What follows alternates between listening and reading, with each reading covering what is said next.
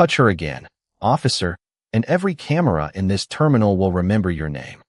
The words cut through the noise of Hartsfield-Jackson Atlanta International Airport with the force of a closing courtroom door, and for one impossible second, everything stopped. The rolling suitcases, the boarding announcements, the soft electronic chime above the security lane. Even the impatient travelers rushing toward their gates seemed to freeze beneath the white fluorescent lights. 19-year-old Maya Brooks stood near gate B-17, one hand pressed against the strap of her black athletic bag, the other held open at her side to show she wanted no trouble. Her breathing was controlled, almost unnaturally calm, but the polished bronze medal lying on the floor between her and Officer Daniel Whitmore told a different story. Just moments earlier, it had been tucked safely inside her bag, wrapped in a faded blue ribbon that had once belonged to her mother. Now it rested beneath the cold airport lights while dozens of strangers watched in silence. Whitmore faced her with his shoulders squared and his jaw tight, his badge catching the light each time he moved. He had expected fear. He had expected tears. He had expected Maya to lower her eyes and obey without question. Instead, she stood with the quiet balance of someone who had spent years learning that panic could make a bad moment worse. Her feet were planted shoulder-width apart. Her posture was steady. Her gaze never left his hands. To the travelers around them, she looked calm. To anyone who understood discipline, she looked trained. Whitmore did not understand the difference. "Step back," he ordered, his voice carrying across the gate area. Maya took one measured step away. "I already gave you my identification," she said. Her tone was respectful, but it did not tremble. "My boarding pass is in your hand. My competition papers are inside the front pocket of my bag. Please check the security footage before this goes any further." He did not look at the documents. He did not look at the camera mounted above the gate. He looked only at her. Imagine standing there, surrounded by hundreds of people, knowing the truth is only a few feet away on a security monitor, yet realizing the person with authority has already decided who you are. Maya could feel every stare pressing against her. Some curious, some uncomfortable, some already judging. Near the charging station, a traveler named Ethan Cole quietly raised his phone and began recording. Across the terminal, Sergeant Laura Mitchell emerged from a restricted hallway after hearing the disturbance over her radio. Neither Whitmore nor Maya noticed her approaching. Their attention remained locked on the space between them, where the metal lay like a small piece of evidence no one yet understood. Whitmore reached toward Maya again, certain that control belonged to him. But the instant he crossed that final line, something changed in her expression. Not anger, not fear, recognition. Years of martial arts training moved through her before conscious thought could catch up. Her body shifted with clean, practiced precision, creating distance without escalating the encounter. Whitmore stumbled back in surprise, unharmed but suddenly aware that the young woman he had dismissed was not helpless. Maya immediately raised both hands and stepped away. "I do not want to fight you," she said, her voice clear enough for every witness to hear. "I want the cameras reviewed." And in that moment, the terminal understood what Whitmore had not. Her strength was never about hurting someone. It was about knowing exactly how not to. Sergeant Laura Mitchell reached the gate just as the silence began to break into whispers. Her eyes moved from Officer Daniel Whitmore to Maya Brooks, then to the bronze medal on the floor and the phone held steadily in Ethan Cole's hand. She had spent 15 years working airport security, long enough to recognize the difference between a dangerous situation and a situation made dangerous by someone's pride. "Nobody move," she said, calm but firm. Whitmore turned toward her with visible relief, as though her arrival would restore the version of events he had already chosen. "Sergeant," she resisted a lawful stop, he said. She made a move toward me. Maya did not interrupt. She kept her hands raised and her breathing even, although her chest felt tight beneath her gray travel jacket. The boarding announcement for Denver sounded above them, calling passengers in Group 2, and the ordinary rhythm of the airport continued around a moment that no longer felt ordinary at all. Laura looked at Maya. "Are you injured?" she asked. "No, ma'am," Maya replied. "I only want the footage reviewed, and I want my belongings returned." Her voice was steady, but her eyes flicked toward the medal. Laura followed her gaze. She bent down, picked it up carefully by the ribbon, and placed it on the counter beside the gate agent. The gesture was small. It changed the room. Whitmore began speaking again, faster now. He said a passenger had reported a missing wallet. He said Maya had been near the seating area. He said she appeared nervous. Each sentence sounded weaker than the one before it. Laura asked the simplest question. Did you search anyone else? Whitmore hesitated. She matched the circumstances. That was not my question. Ethan stepped forward but stayed several feet away. Sergeant, I recorded everything after he approached her, he said. She offered identification. She asked for the cameras. She never threatened him. Whitmore shot him a hard look. Laura noticed. So did everyone else. Imagine how quickly confidence can disappear when a private decision becomes public evidence. A few minutes earlier, Whitmore had controlled the space with his badge and his voice. Now the camera above the gate, Ethan's phone, and the witnesses surrounding them had created something stronger than authority. They had created a record. Laura contacted the Airport Operations Center and requested the footage from the security checkpoint, the main concourse, and Gate B-17. While they waited, Maya lowered her hand slowly after receiving permission. She picked up her bag but did not open it. Her discipline held, even as the memory of her mother's words returned to her. Real strength begins when anger asks you to lose control. Across the terminal, 2 security supervisors arrived. Laura instructed Whitmore to step away from Maya and surrender his incident radio until the review was complete. His face changed. You are taking her word over mine? He asked. I am taking evidence over assumptions, Laura answered. Then a voice came from the seating area. A businessman in a navy suit stood abruptly and reached beneath his chair. When he straightened, a brown leather wallet was in his hand. I found it, he said, staring at the passenger who had made the report. It was under the seat the whole time. The terminal went quiet again, but this silence felt different. It no longer protected Whitmore. It exposed him. Maya looked at the wallet, then at the metal resting beside the gate computer. She had been accused before anyone searched, judged before anyone checked. And now the truth had appeared from less than 10 feet away. Laura turned toward Whitmore as the first security video loaded onto her tablet. Officer, she said, you need to understand that this review is no longer about a missing wallet. Laura Mitchell watched the security footage without speaking. The tablet screen showed Maya entering the terminal 23 minutes earlier, moving through the crowd with her athletic bag over one shoulder and a boarding pass in her hand. She paused near gate B-17, checked the departure board, and sat beside an empty charging station. Nothing unusual, nothing suspicious. Then the video showed the passenger in the gray coat searching through his pockets, looking beneath his seat, and speaking to a gate agent. A few seconds later, Officer Daniel Whitmore entered the frame. He did not question the people seated nearest the missing wallet. He did not ask the gate agent what had been seen. He looked across the waiting area, focused on Maya, and walked directly toward her. Laura replayed that moment. Then she replayed it again. What information did you receive before approaching Miss Brooks? She asked. Whitmore folded his arms. A wallet was missing, and she was in the area. So were 40 other passengers. His eyes shifted toward the growing crowd. She looked nervous. Maya stood several feet away, holding the bronze medal against her palm. She had stopped watching Whitmore. Instead, she looked through the tall terminal windows, where an afternoon plane rolled slowly toward the runway beneath a pale Georgia sky. Her flight to Denver was still boarding, but the gate door would close soon. Months of training waited on the other side of that door. Early mornings, long drives, weekends spent practicing while her friends went to football games and birthday parties. She had promised Coach Marcus Reed that she would arrive focused, rested, and ready. She had also promised her mother, years earlier, that she would never allow someone else's prejudice to decide the kind of person she became. Miss Brooks, Laura said gently, may I see your competition documents? Maya opened the front pocket of her bag and handed over a clear folder. Inside were her tournament registration, her hotel confirmation, and a letter from the United States Martial Arts Federation identifying her as a national finalist in the 19 and under division. Laura read each page carefully. Whitmore stared at the folder as though the documents had appeared only to challenge him. Training does not excuse resisting an officer, he said. Maya turned toward him. I did not resist your questions, she answered. I protected my balance when you moved toward me, and then I stepped away. Her words were quiet. They carried farther than shouting would have.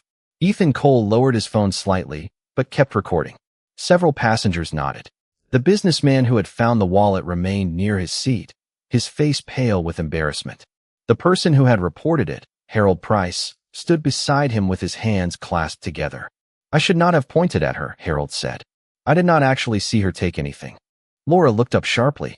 "You identified Miss Brooks?" "I said she had been nearby. You told the gate agent you believed she had your wallet." Harold swallowed. "Yes."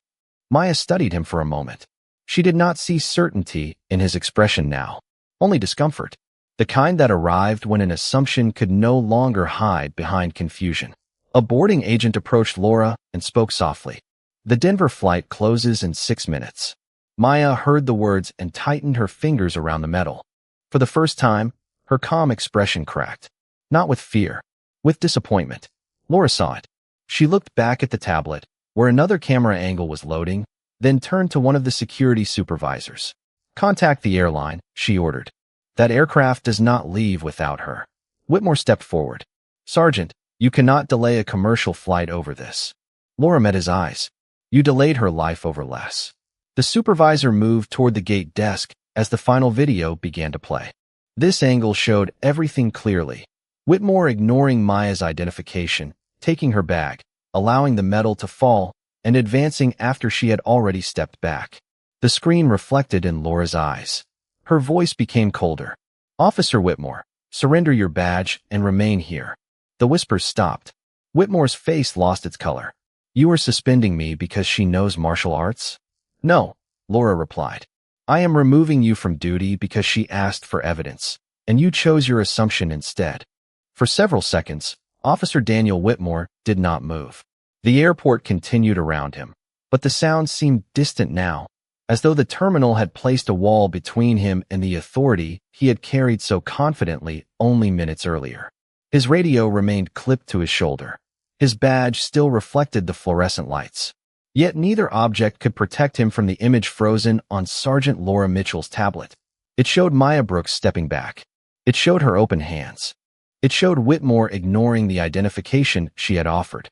Evidence had transformed the moment from an argument into a record, and records did not care about rank, pride, or excuses. "This is being taken out of context," Whitmore said. His voice was lower now. "Then the full review will provide the context," Laura replied. One of the security supervisors approached and held out his hand. Whitmore looked at it, then at the passengers surrounding Gate B-17. Some had stopped pretending not to watch. Others held their phones near their chests, their expressions serious. Ethan Cole remained near the charging station, still recording, but his face showed no satisfaction. He understood that this was not entertainment. It was accountability happening in public. Whitmore slowly removed his badge and placed it in the supervisor's palm. The soft metallic sound was almost lost beneath another boarding announcement, but Maya heard it clearly. She did not smile. She did not celebrate. She only closed her fingers around her mother's medal and let out the breath she had been holding. Laura turned toward Harold Price, the passenger who had reported the missing wallet. "You will need to provide a complete statement," she said. Harold nodded quickly. His eyes met Maya's for only a second before dropping toward the carpet. "I am sorry," he said. "I was worried, and I made an assumption." Maya studied him in silence. She could have answered with anger. No one nearby would have blamed her. Instead, she asked a question. "Why was I the assumption?" Harold opened his mouth, but no words came. The question settled over the gate more heavily than any accusation could have. Imagine being offered an apology that explains regret, but not the choice that caused the harm.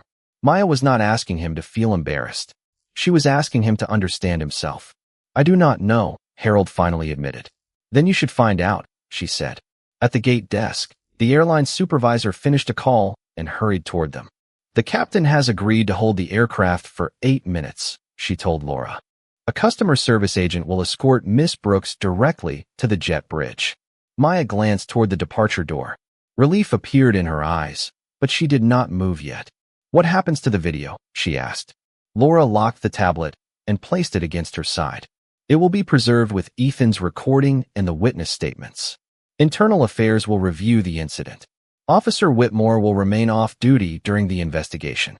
Whitmore looked toward Maya for the first time without command in his expression. "I thought I was responding to a possible theft," he said. Maya adjusted the strap of her athletic bag. You stopped responding to a theft when you stopped looking for the wallet, she replied. After that, you were only trying to prove your first judgment was right. Laura's eyes shifted toward Whitmore. She had heard experienced investigators use hundreds of words to explain what Maya had expressed in one sentence. Whitmore lowered his gaze. The airline agent opened the gate door, and the sound of the waiting aircraft drifted through the jet bridge. Maya stepped forward, then paused beside Ethan. Please keep the original recording, she said. Do not edit it. Do not turn it into a spectacle. Ethan nodded. I will send it directly to the investigators. She thanked him and walked toward the gate, but Laura called her name before she entered the jet bridge. Maya turned. Laura held out the bronze medal, its faded blue ribbon resting carefully across her hand. You almost forgot this. Maya accepted it and looked down at the words engraved across its surface. Discipline, courage, honor. No, she said softly. I think everyone here needed to see what it meant first. The jet bridge felt strangely quiet after the noise of the terminal. Maya Brooks walked toward the aircraft with the bronze medal secured inside the front pocket of her bag, each step carrying her farther from Gate B-17, but not yet beyond what had happened there. The airline agent beside her moved quickly, speaking into a radio and assuring the flight crew that the delay would be brief. Maya barely heard her. Her mind kept returning to the moment Officer Daniel Whitmore had looked at her and decided that suspicion was enough. Not evidence, not a witness, not even a clear description, just suspicion. At the aircraft door, a flight attendant greeted her with a careful smile and directed her toward seat 14C. The cabin was full, and nearly every passenger looked up as she entered. Some appeared annoyed by the delay. Others recognized her from the gate and quickly looked away. Maya placed her bag in the overhead compartment and sat beside the window. Her hands were steady until she fastened the seat belt. Then the trembling began. It was slight, almost invisible, but she felt it in her fingers and along her wrists. Training had taught her how to stay calm while a moment was unfolding. It had never promised that the feelings would disappear afterward. She closed her eyes and listened to the low hum of the ventilation system. Inhale for 4 counts. Hold for 4. Exhale for 4. Coach Marcus Reed had taught her that rhythm when she was 12 years old and terrified before her first tournament. Control the breath, and the mind will follow. Her phone vibrated inside her jacket pocket. A message from Marcus appeared on the screen. The airline had already contacted the tournament officials about the delay, but his words were not about schedules or registration. Are you safe? Maya stared at the question. For several seconds, she did not know how to answer. She was seated on the plane. Whitmore had been removed from duty. The video had been preserved. By every practical measure, she was safe. Yet safety felt more complicated now. It was not only about where she was. It was about how quickly a normal day had changed because one person believed authority did not require patience. She typed, I am safe. I will explain when I land. Marcus replied almost immediately. You do not have to compete tonight if you are not ready. Maya looked through the window at the runway lights stretching across the afternoon haze. She thought of the morning she had trained before sunrise, when the gym was cold and empty except for the sound of her shoes against the mat. She thought of her mother sitting beside the practice floor, holding that same bronze medal and telling her that courage was not the absence of fear. Courage was choosing what fear would not take from you. Maya typed one final message. I am still competing. The aircraft door closed. As the plane pushed away from the gate, she did not know that Ethan Cole's recording had already reached internal affairs, or that Laura Mitchell had requested Whitmore's complete complaint history. She did not know that 3 sealed reports carried descriptions disturbingly similar to what had happened to her. She only knew that somewhere behind the glass walls of the terminal, evidence was beginning to speak. At Gate B-17, Laura stood inside a private operations office, while Whitmore sat across from 2 investigators. His badge rested inside a clear evidence envelope on the table. This was one mistake, he insisted. Laura opened the first archive complaint, then the second, then the third. Each file contained the same pattern, an assumption, an escalation, and a report written afterward to make the decision appear reasonable. Laura placed the documents in a straight line between them. A mistake is something you recognize and correct, she said. A pattern is something you repeat because you believe no one will stop you. For the first time that afternoon, Whitmore had no answer. 30,000 feet above Georgia, Maya rested her forehead against the cool window as the city disappeared beneath the clouds. She believed she was flying toward a competition. She had no idea the most important test of her discipline had already begun. Denver welcomed Maya Brooks with cold evening air and a sky streaked with amber light. By the time she entered the tournament hotel, nearly 4 hours had passed since the incident at Gate B-17, yet every sound around her seemed to carry an echo of the airport. The rolling luggage reminded her of the terminal. The radio on the front desk reminded her of Officer Daniel Whitmore. Even the bright lobby lights felt too much like the fluorescent glare beneath which strangers had watched her dignity become a public question. Coach Marcus Reed was waiting near the elevators in a dark blue team jacket. He did not rush toward her or overwhelm her with questions. He simply opened his arms and let Maya decide whether she wanted the embrace. She did. For several seconds, the discipline she had carried from Atlanta to Denver loosened, and she allowed herself to feel the exhaustion beneath it. "You made it," Marcus said. "That is enough for tonight." Maya stepped back and adjusted the strap of her athletic bag. "The preliminary round begins in 90 minutes. The officials will excuse you." "I do not want an excuse." Marcus studied her carefully. He had coached Maya for 7 years and knew the difference between determination and a person trying to outrun pain. "Then tell me why you want to compete." Maya looked toward the revolving doors, where snow had begun to gather along the sidewalk. "Because I trained for this. That is what happened before today. I am asking about now." His question followed her into silence. Imagine spending years learning to remain composed, only to discover that composure can become another place to hide. Maya had told everyone she was safe. She had told herself she was ready.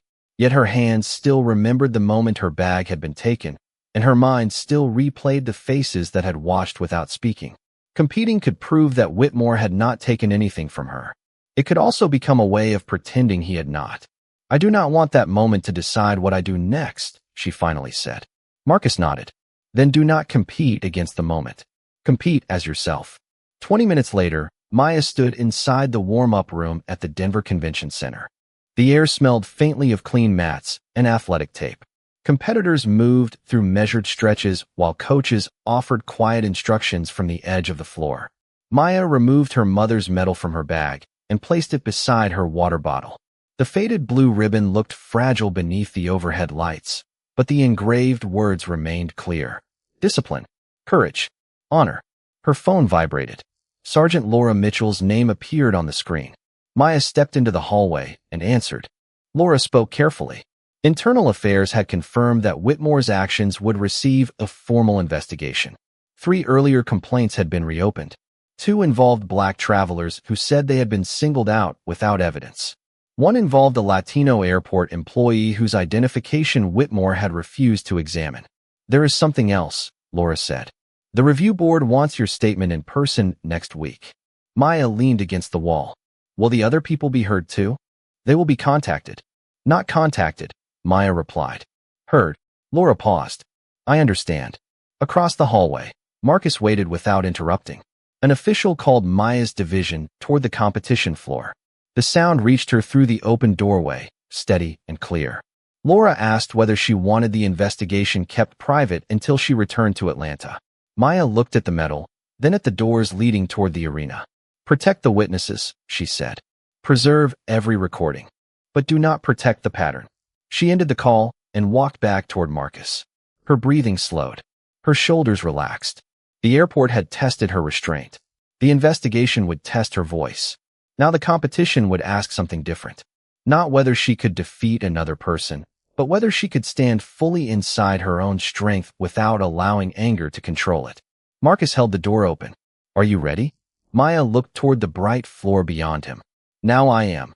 The competition floor opened beneath bright arena lights, surrounded by rows of folding chairs and the low murmur of families, coaches, and athletes waiting for their divisions to be called. Maya Brooks stepped onto the mat with Coach Marcus Reed standing just beyond the boundary line. Across from her was Tessa Morgan, a 20-year-old competitor from Arizona known for speed, patience, and precise footwork. Under normal circumstances, Maya would have studied Tessa's shoulders, breathing, and balance. Tonight, her mind kept pulling her backward. A uniform near the entrance became Officer Daniel Whitmore. A camera above the judge's table became the security lens at gate B17. A sudden whistle made her chest tighten before she could stop it. The referee called both competitors forward. Maya bowed. Tessa bowed in return. Then the match began. Maya moved carefully, but careful was not the same as present. She reacted a fraction too late, stepped beyond the boundary, and gave away the first point. Marcus did not shout. He touched 2 fingers to his own chest, reminding her to breathe. Maya inhaled slowly. 4 counts in. 4 counts held. 4 counts out.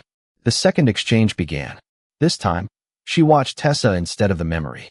She noticed the slight shift in Tessa's lead foot. She recognized the opening, moved with control, and earned a clean point without unnecessary contact. The crowd applauded. Maya barely heard it. What mattered was the feeling returning to her body. Not fear. Not anger. Choice. The match continued in measured bursts. Step. Pause. Breathe. Respond. Maya did not compete like someone trying to punish the world. She competed like someone refusing to let the world pull her away from herself. With 30 seconds remaining, the score was tied. Tessa advanced, then stopped suddenly, testing Maya's reaction. Earlier, Maya might have rushed. Instead, she waited. The opening appeared. Maya turned, redirected the movement, and scored with a controlled technique that ended the exchange safely. The referee raised a hand. The final whistle sounded. Maya had won. Tessa approached first and offered her hand. You stayed calm when it mattered, she said. Maya accepted the handshake. I had practice today. Tessa did not understand the full meaning, but Marcus did. He met Maya near the edge of the floor and handed her a towel. How do you feel? He asked. Maya looked toward the scoreboard, then beyond it to the doors at the back of the arena. Like I came back, she said. Her phone began vibrating inside her bag before she reached the warm-up area. There were missed calls from unfamiliar numbers, messages from teammates, and a notification from Ethan Cole. He had sent the original recording directly to Internal Affairs as promised. He had also included the names of 6 witnesses willing to give statements. One message stood apart from the rest. It came from a woman named Renee Lawson.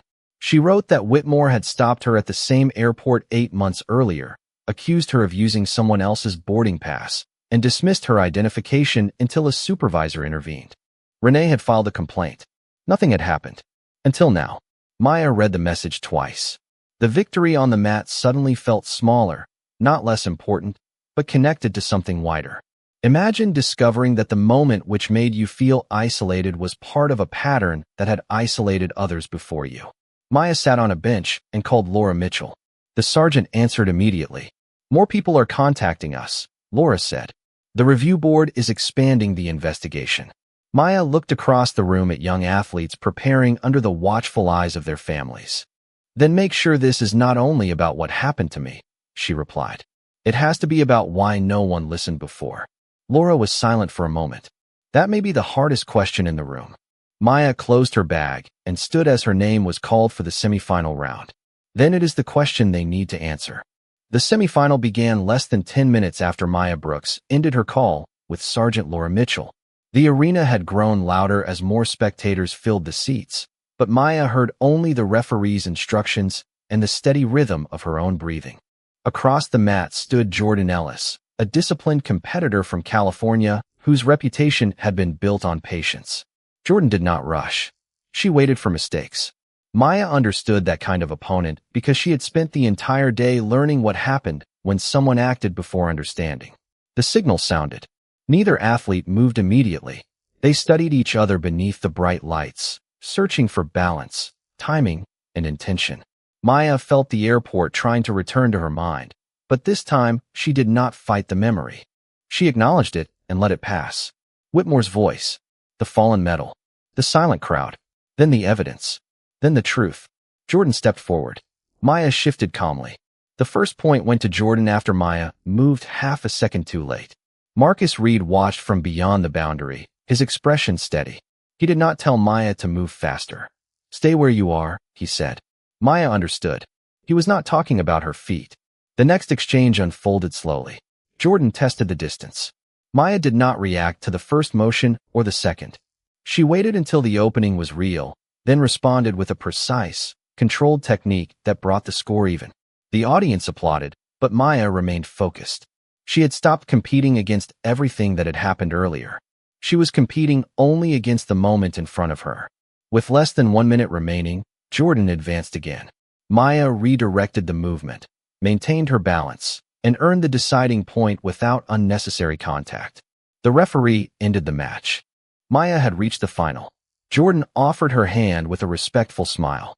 "You do not panic," she said. Maya looked at her for a moment. "I almost did today, but you did not." Maya glanced toward Marcus. "Someone taught me that control is a decision you make more than once." Before the championship round, Maya returned to the hallway and found 3 new messages from Laura. The investigation had widened faster than anyone expected. Airport officials had located 5 additional complaints linked to Whitmore. 2 had been closed without interviews. 1 recording had never been reviewed. Another report had been rewritten by a supervisor before it entered the official system. Laura's final message contained only 1 sentence. "This is larger than one officer." Maya felt the meaning settle heavily in her chest. Imagine learning that the person who wronged you was protected not only by confidence, but by silence repeated across years. She called Laura again. "Who changed the report?" Maya asked. "We are still confirming that," Laura replied. But Whitmore was not working alone in every incident. Maya looked through the open arena doors, where families cheered for young athletes who believed the rules would be applied fairly. "Then do not let them turn him into the only problem," she said. "Removing 1 badge will not fix a system that kept ignoring people." Laura exhaled slowly. "The airport director has ordered an independent review. Every complaint involving passenger profiling from the past 3 years will be reopened." Maya closed her eyes. For the first time, the consequences felt equal to the truth. Not revenge, not humiliation. A record corrected. Voices restored. Patterns exposed. Marcus appeared at the end of the hallway and raised 1 hand. The final round was ready. Maya placed her phone inside her bag and touched the pocket holding her mother's medal. She walked toward the arena without rushing. The crowd rose as her name was announced, but Maya no longer needed their approval to understand her strength. She had entered the day believing martial arts had trained her body to respond under pressure. Now she understood that the deeper training had been for something harder. To remain human when someone else's prejudice invited her to become angry, reckless, or cruel. She stepped onto the mat and bowed. Somewhere in Atlanta, sealed files were opening. Somewhere behind airport walls, silence was losing its protection. And beneath the Denver lights, Maya stood ready, not because nothing had shaken her, but because nothing had taken her balance away. The championship round placed Maya Brooks across from Elena Ramirez, the defending national title holder from Texas. Elena was calm, experienced, and known for recognizing hesitation before her opponents recognized it in themselves. The referee brought them to the center of the mat and reviewed the rules. Maya listened carefully. Around her, the arena lights glowed against the polished floor, families leaned forward in their seats, and Coach Marcus Reed stood beyond the boundary with his hands resting at his sides. The signal sounded. Elena moved first, testing the distance with quick, controlled steps. Maya responded without rushing. She watched. She breathed. She waited. The opening exchange ended without a point. The second went to Elena after a clean movement caught Maya slightly off balance. Applause rose from the Texas section of the crowd. Maya returned to her mark and looked toward Marcus. He gave no complicated instruction. "Trust what you trained," he said. Maya understood that he was speaking about more than the match. She thought of Gate B-17. She thought of the moment Officer Daniel Whitmore had mistaken her restraint for weakness. She thought of the people whose complaints had disappeared into closed files, and of Sergeant Laura Mitchell opening those files one by one. Then Maya let the thoughts go. The next exchange began. Elena advanced with confidence, expecting Maya to retreat. Maya shifted to the side, maintained control, and earned a point with precise timing. The score was tied. 20 seconds remained. The arena became strangely quiet. Elena stepped forward again. Maya saw the movement before it fully formed. She could have responded aggressively. Instead, she chose the safest opening, redirected the exchange, and demonstrated complete control. The referee raised a hand. The final signal sounded. Maya had won the national championship. For a moment, she did not react. She simply stood beneath the lights, breathing as the crowd rose around her. Then Marcus entered the edge of the competition area and embraced her. "Your mother would be proud," he said. Maya reached into her bag and held the bronze medal against the new gold one placed around her neck. "She already taught me how to win," Maya replied. "Today I learned what she meant." 4 days later, Maya returned to Atlanta for the independent review hearing. She entered the airport administration building wearing a simple navy suit, with Laura waiting beside the conference room door. Ethan Cole was there. Renee Lawson was there. So were several travelers whose reports had once been dismissed. Whitmore sat at the opposite end of the room without his uniform or badge. He looked smaller, but Maya reminded herself that accountability was not about making a person small. It was about making the truth impossible to ignore. The review board confirmed that Whitmore had repeatedly ignored identification, targeted travelers through biased assumptions, and rewritten details after incidents.